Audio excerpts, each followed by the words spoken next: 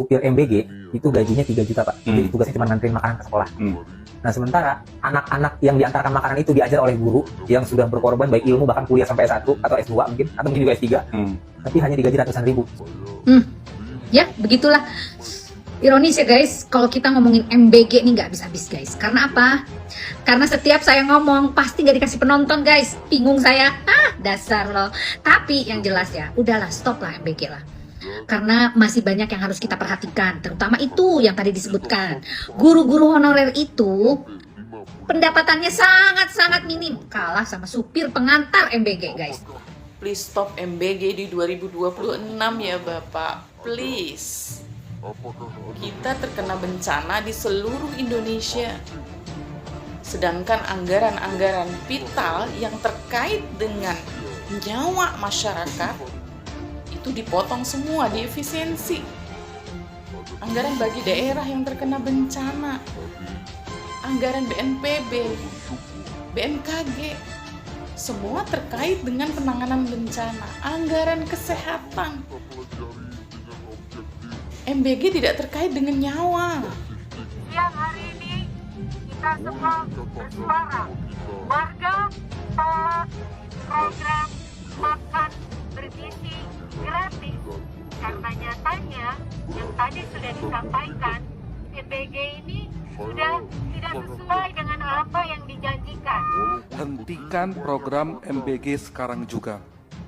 Ini bukan kesalahan teknis tadi sudah disampaikan, tapi kesalahan sistem di BGN. Kejadiannya menyebar di beberapa daerah. Satu itu, hentikan program MBG sekarang juga. Kitanya hentikan hari ini juga, kalau perlu hari Senin, berhentikan. Dan saya berharap seluruh rakyat Indonesia bersatu padu, hentikan ini, tolak. Jangan mau terima, biar mereka keluarkan uang, ketahuan di situ kalau uangnya dimakan. Lewat di FYP kalian belum, ini Pak Prabowo mengatakan ini. Dan ini adalah MBG kering yang dibagikan hari ini. Itu contohnya, ini ada tas seperti ini, terus isinya itu ada jeruk, terus ada telur asin, dan ada satu lagi itu susu yang baru pertama kali dapat, namanya susu sekolah. Nah, anak-anakku tadi bingung nih, kok susunya baru, modelnya biasanya nggak seperti ini. Dibaca tuh sama anak-anak, ternyata kayak seperti ini. Jadi bukan masalah kegagalan, tapi kenyataan di lapangan itu seperti itu. Itu teh. Kenapa, Oh? Kenapa Anda suka sayuran anak? Kenapa ini? Bayu bingung. Aku macet. Assalamualaikum warahmatullahi wabarakatuh. Pak Dedi, mohon maaf ini menginformasikan saya selaku warga negara Indonesia. Saya KTP mah Tangsel, cuman tinggal di Jawa Barat. Jadi anak tadi pulang sekolah ngambil MBG, informasinya ini roti 2, telur 1, susu, buah naga, kacang, ini katanya buat 2 hari. Tuh tadi telur udah dimakan daripada mau bazir, rotinya kenapa nggak dihabisin, kata anak katanya bau. Nah ini tuh tanggalnya tanggal 20 bulan 1 2026 Pak Dedi. Mungkin karena expirednya udah dekat kali ya, jadi agak bau gitu. Nah ini ada sekutil buah naga nih Pak Dedi itu. Ya kenapa saya bilang sekutil, karena emang kecil. Dan ini informasinya untuk 2 hari. Sungguh luar biasa Pak Dedi dengan anggaran yang ada. Program MBG hamburkan uang negara. Ini alasannya. Lebih baik stop MBG. Indonesia Corruption Watch mengkritik pelaksanaan program makan bergizi gratis yang dinilai tidak memenuhi standar gizi dan justru berpotensi menjadi pemborosan anggaran negara. Staf Divisi Riset ICW Eva Nur Cahyani mengatakan, dalam temuan di lapangan, komposisi dan kualitas makanan yang disajikan dalam program MBG kerap tidak sesuai dengan standar gizi yang seharusnya.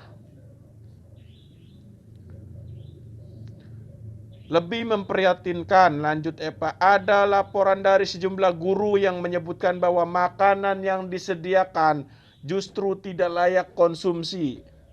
Bahkan dibuang karena tidak dimakan oleh siswa. Kondisi ini menjadi ironi terhadap narasi efisiensi anggaran yang selama ini digaungkan oleh pemerintah, khususnya oleh Presiden Prabowo Subianto yang menginisiasi program MBG. ICW pun mendorong evaluasi menyeluruh terhadap pelaksanaan MBG agar program yang ditunjukkan untuk perbaikan gizi anak ini tidak justru menjadi beban keuangan negara tanpa hasil yang maksimal. Pemerintah kita ini pemerintah perampok. Mahkamah Konstitusi sudah memutuskan pendidikan gratis 9 tahun untuk SD dan SMP. Tahu nggak berapa biaya pendidikan gratis? Menurut Mendikdasmen, hanya 183 triliun. Semua anak-anak kita yang ada di SD dan SMP gratis.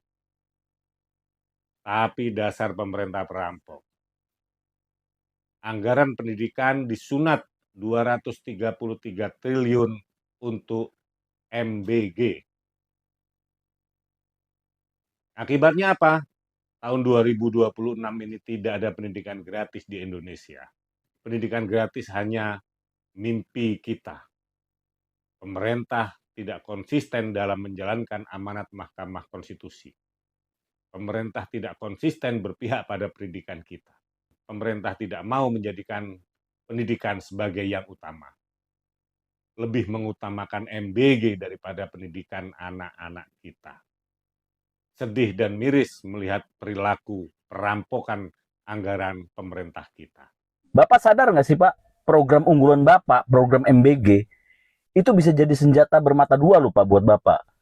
Dan itu bisa menjadi potensi untuk menjatuhkan Bapak nanti ke depan. Kenapa saya bilang seperti itu Pak? Ya, saya juga orang yang mencermati program MBG loh Pak, di lapangan, di mana Bapak membuat kebijakan yang menjahit itu melalui yayasan untuk mencari mitra. Dan itu rawan dari penyelewengan Pak, rawan dari permainan Pak.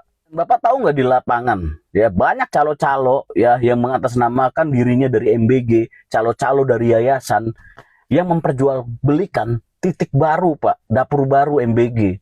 Dan saya mendapatkan informasi juga Pak bahwa permainan-permainan para maklar ini ya, para maklar ini mau yayasan, mau orang MBG dan lain-lain itu ada uangnya loh Pak untuk mendapatkan registrasi atau ID pada satu titik dapur itu juga ada uangnya loh Pak. Apakah seperti ini Pak?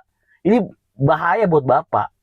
Dan yang saya khawatirkan Pak, program MBG ini Bapak naikkan anggarannya kan Pak menjadi 256T Pak. Artinya 3 kali lipat dari anggaran yang sebelumnya yang dimana realisasinya sebenarnya pun tidak tercapai. Tercapai hanya 70%.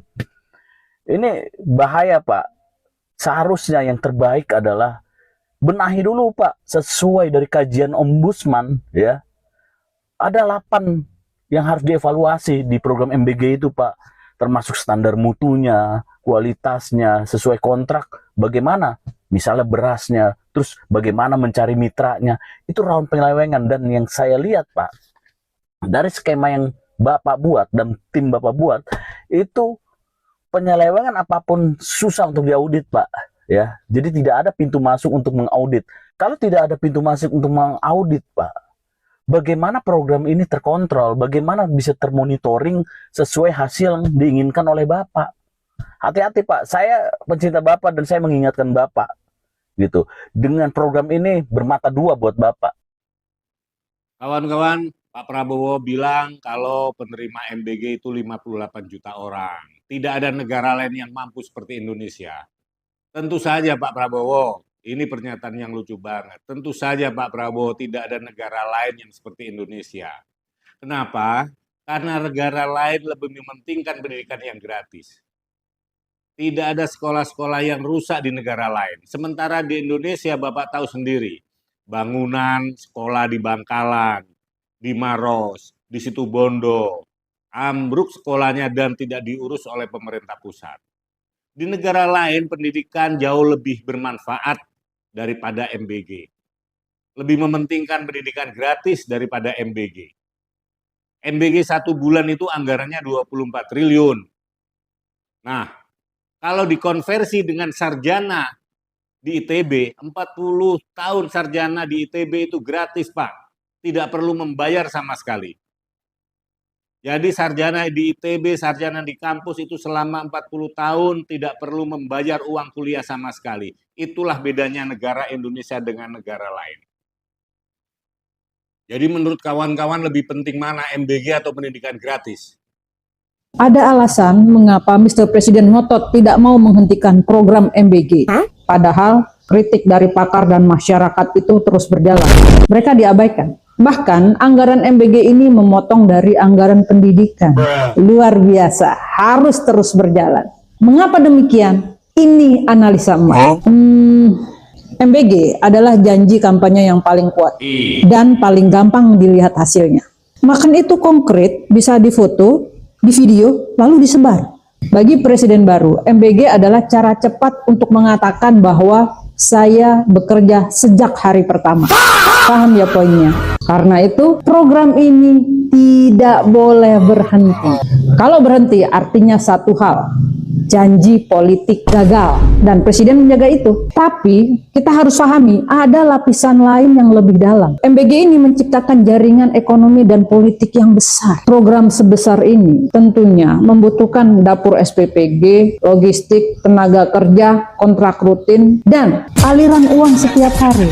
Artinya uang negara ini menyebar ke banyak titik. Dan dari situ terbentuklah loyalis baru. Presiden butuh loyalis untuk menjaga kekuasaannya. Dalam politik, ini disebut dengan state sponsor patronase. Kebijakan negara yang sekaligus membangun jaringan mendukung. Makanya MBG harus tetap berjalan, bahkan saat libur, saat Ramadan. Bahkan pegawai SPPG akan diangkat menjadi PNS, mengalahkan guru honorer. Luar biasa. Jadi, yang dijaga saat ini itu bukan program, tapi legitimasi kekuasaan. Dan disinilah pertanyaan pentingnya muncul. Apakah kebijakan negara dibuat berdasarkan kebutuhan rakyat? Atau demi menjaga simbol kekuasaan agar tetap utuh? Kalian bisa menjawab pertanyaan